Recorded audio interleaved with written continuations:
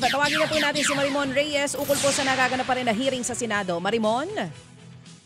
Magandang umaga sa inyo kasi simula lang ng limang pagdinig ng Senate Blue Ribbon Committee kung saan yung ilan sa mga resource person na inaabangan, halimbawa itong si former PTWH Undersecretary Maria Catalina Cabral at ang kontratistang si Saro Diskaya na parehong inisyuhan ng show cause order at saka yung isa naman ipinasabtina dahil sa kanilang hindi pagdalo sa ika-4 na pagdinig, nandirito na rin sila. Bukod dyan, itong si dating DPWH Secretary Manuel Bonoan na present na rin sa pagdinig na hindi rin pumunta nung lumipas na pagdinig. And so far, sa simula ng hearing, bago pa nag-start talaga yung paikipag-usap ng komite dito sa mga resource person, sila nagkaroon lang ng kaunting initan sa pagitan ni Senator Rodante Marcoleta na nagsilbi rin na former Blue Ribbon Committee Chair. Kine-question niya yung itong naging interview ni currently Senate Blue Ribbon Committee Chairman Ting Lacson na kung saan na-interview daw siya at ang naging topic doon ay yung opinion ni Sen Ting tungkol sa credibility ng mga resource person. And ang kine-question dito, yung credibility daw, yung integrity daw ng komite. Pero ang sabi naman ni Senator Ping, yung mga nasabi niya naman daw doon sa interview, ang kanyang personal na opinion sa labas ng komite. So far ngayon, itong nangyayari sa komite, nagsasalita naman si dating District Engineer Henry Alcantara kung saan iniisa-isa niya na on record yung kanyang detalyo impormasyon tungkol doon sa mga nalilink na sila budget insertions o malaki-laking pera sa panukalang pondo na nalilink sa ilang mga senador. Ang na-monitor natin so far, meron kasing 600 million pesos na nalilink dito kay Senator Joel Villanueva. Pero sa pag-aamin ni Alcantara, supposedly isa raw multipurpose building yung request na yun, pero nagka-idea daw si Alcantara at si dating DPWH Yusek Roberto Bernardo na tapatan daw at para raw mapagbigyan yung request na binago raw nila, ginawa raw nilang itong flood control project. And nabanggit na rin kanina ni Henry Alcantara na nakilala niya nga rin daw itong si Congressman Zaldico, pero patuloy kasi niya ngayong binabasa yung kanyang sworn statement at maya-maya ikilatisi naman ito ng komite. Para sa True FM, ang mobile journalist Marimon Reyes. Merimon, hinga muna na malalim ha. Meron na akong babanggitin sa iyo dito. Binanggit ba ni Alcantara daw na talaga namang merong komisyon na nangyayari doon sa mga proyekto ng DPWH at binabanggit niya na ang kasunduan 25% sa proponent at yung daw pera ay inihahatid ng driver ni Alcantara dito kay former Yusek Bernardo?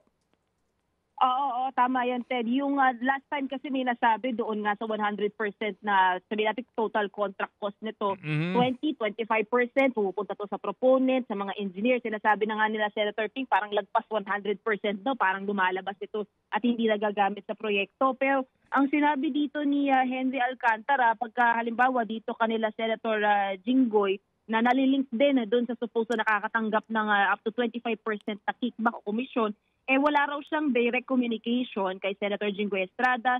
Hindi raw siya ang nagdadala nito. Meron daw ibang nagdadala o kaya naman ipinapasa nga kaya Yusek Bernardo. Pero yung ibang detalye tungkol dyan ay maririnig natin kapag nagsimula na yung rounds ng questioning nitong mga senador. Oo, ngayon sa pinakahuling balita daw may binabanggit itong si Alcantara na naghatid umano ng 150 million sa bahay ni Senador Villanueva at tinanggap daw ng taong Elias Peng. Yan ang sinasabi sa report ngayon.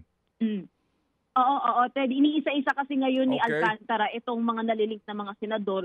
And yung supposed nga connection nila doon sa milyon hanggang bilyong-bilyong piso na supposedly lumabas siya doon sa GAA, lumabas siya doon sa apropriasyon. Pero iniisa-isa niya ngayon, nililinaw niya na kung paano ito nalilink dito sa dalawang senador, maging sa ibang mga kongresista. So, nangangahulugan na si Alcantara ngayon talaga namang nagbago na ng statement kasi dati puro tanggi siya di ba? Sa lahat ng bagay, wala akong kinalaman dyan, kayo lang dyan. Hindi ko alam yan ha. Tumanggap ako ng kotse pero hindi ko alam din yan. Nandun ako sa maraming pero hindi ko rin alam yan. Pero ngayon, sinasabi niya, siya mismo ay tumatanggap, naghahatid ng pera dito kay Bernardo at maging sa bahay ng ilang sinasabing mga proponents.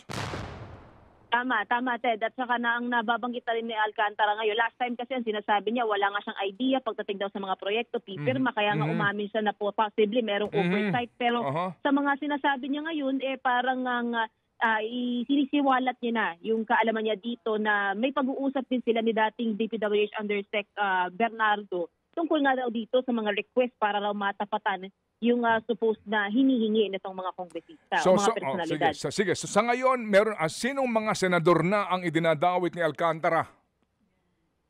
So far, ang nababanggit niya pa lang itong dalawang originally, unang mga pangalan talagang natutukoy na mga senador. Senator Joel Villanueva, pati si Senator Jinggoy Estrada. Ang huli nating narinig, nabanggit naman ngayon ni Henry Alcantara itong si Representative, si Congressman Galdico. Pero tututukan natin kung ano nga ba yung magiging naratibo niya naman in connection dito kay Congressman ko. Sige, abangan namin ang iyong follow-up report. Salamat na marami, Mary Mon Reyes, ang ating pong Mojo in charge sa paghatid ng balita na sa nangyayari ngayon dyan sa Blue Ribbon Committee hearing in the Senate. And ang aming pong programa muli po ay tatawag sa panig po ng mga senador na nababanggit dito po sa isyong ito. Again, yan po ay side pa lamang nitong si Alcantara na ngayon po nag-iba na ang ihip ng hangin at mukha pong meron ng mga binabanggit umano na aktual na paghatid ng pera sa ilang pong mga opisyal ng gobyerno. Mga kapatid, brothers and sisters, saan ka pa? Dito na tayo sa totoo. Dito na tayo sa True FM. Mga kapatid, mag-subscribe and follow po kayo sa social media accounts ng True Network PH. Yan po kami. Hanapin nyo lang True Network PH, Facebook, Instagram, YouTube, TikTok, and podcast. Mapa Apple or Spotify man yan, mahahanap nyo kami. Lahat ng mga napapanood at napapakinggan nyo po sa programa, nasa social media accounts namin yan. So, paano mga kapatid? See you sa social media! Ito tayo sa totoo, tunay at tapat.